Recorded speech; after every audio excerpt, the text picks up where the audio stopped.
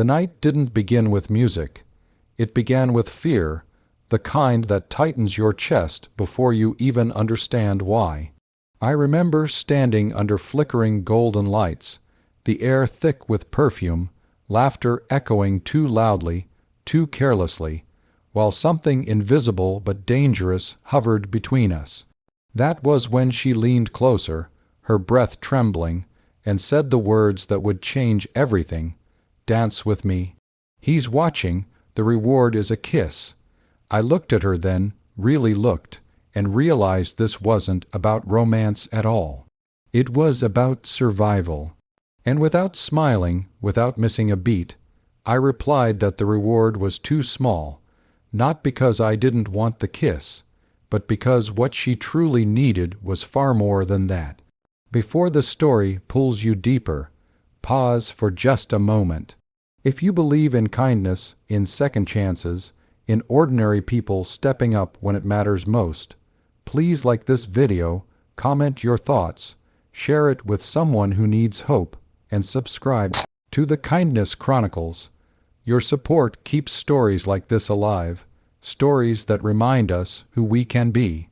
The hall was alive in the way only celebrations are, lights spilling like molten gold across polished floors, strangers brushing past one another with careless joy.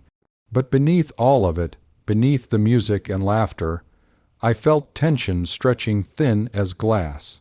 She stood beside me, stiff despite her elegant dress, her hands clenched just enough to betray her calm. I had met her only hours earlier, yet something about her eyes told a story of exhaustion, of being cornered by choices she never asked to make. Across the room, a man watched us not openly, not boldly, but with the confidence of someone who believed he already owned the ending. His gaze followed her every movement, heavy and possessive, and I understood then why she needed the dance. Not to be close to me, but to be far from him. I wasn't a hero that night. I was tired, carrying my own disappointments, my own quiet losses. Life had taught me to keep my head down, to mind my own business, because stepping in often came at a cost. Yet as the music swelled and she reached for my hand, something inside me shifted. The dance floor became more than a place of movement. It became a shield. I guided her gently, slowly, as if the world had narrowed to just the rhythm beneath our feet. Every turn was deliberate, every step measured, as though I could block the eyes watching us simply by standing tall enough. The challenge wasn't the dance, it was what the dance meant. Each second drew more attention, each laugh from the crowd masking the tension that coiled tighter around us. I could feel her shaking slightly, though she tried to hide it, and I realized she wasn't afraid of embarrassment or gossip. She was afraid of consequences, the kind that follow you home, that linger in silence, that leave bruises no one sees. My heart pounded not from closeness, but from the weight of responsibility I hadn't planned to carry. As the song changed, so did the atmosphere. The man across the room shifted, his jaw tightening, his smile vanishing. I knew then that dancing wasn't enough. Whatever claim he believed he had over her, it wasn't going to dissolve with music. The struggle moved from the floor into my mind, a battle between instinct and fear. Who was I to interfere? What right did I have to insert myself into a story I barely understood? Yet the answer came quietly, firmly. Sometimes the right to act comes not from understanding everything, but from refusing to ignore something. I leaned closer, not for intimacy, but for reassurance.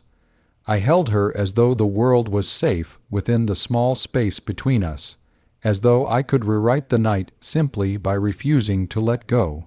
That was when I realized why the kiss wasn't enough of a reward. What mattered wasn't what I would receive, but what she could gain: a moment of dignity, a sliver of control, a reminder that she wasn't alone. The music slowed, the lights softened, and for a brief, fragile moment, She breathed easier. But stories like this never resolve that simply. When the song ended, reality rushed back in. The watching eyes didn't disappear, they hardened. The night pressed forward, demanding choices. I could walk away, leave her to navigate the rest alone, and return to the safety of my own life. Or I could stay, knowing full well that staying meant stepping into conflict I couldn't predict.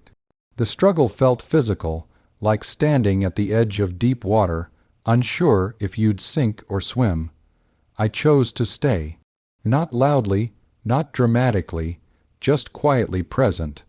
I walked with her through the crowd, my presence enough to draw whispers, enough to signal that she was no longer isolated.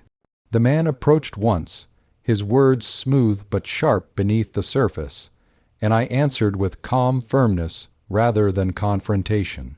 It wasn't bravery that steadied my voice, it was resolve. The kind that comes when you decide that someone else's safety matters more than your comfort. As the night unraveled, something unexpected happened. The power shifted, not completely, not magically, but enough. She stood straighter. Her silence transformed into confidence. The man's certainty cracked when he realized he was being seen, that his control depended on secrecy and fear. By the time the lights dimmed and guests began to leave, the threat that once felt enormous had shrunk into something manageable, something exposed.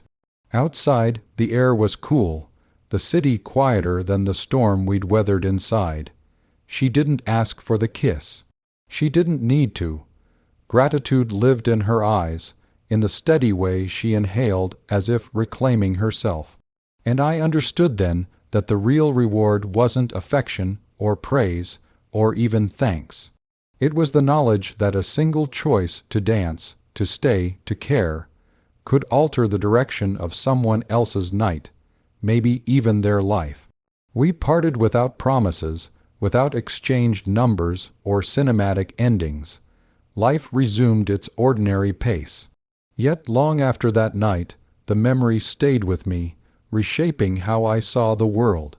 I began to notice how often people ask for help in quiet ways, how fear hides behind casual smiles, how courage doesn't always look like confrontation. Sometimes it looks like offering your hand when the music starts, even when you know the dance will cost you something. If this story stirred something in you, if it reminded you of a moment when kindness mattered, or a time you wished someone had stood beside you, please take a moment now to like this video, share it, and comment your thoughts. Subscribe to the Kindness Chronicles, so more stories like this can reach hearts that need them.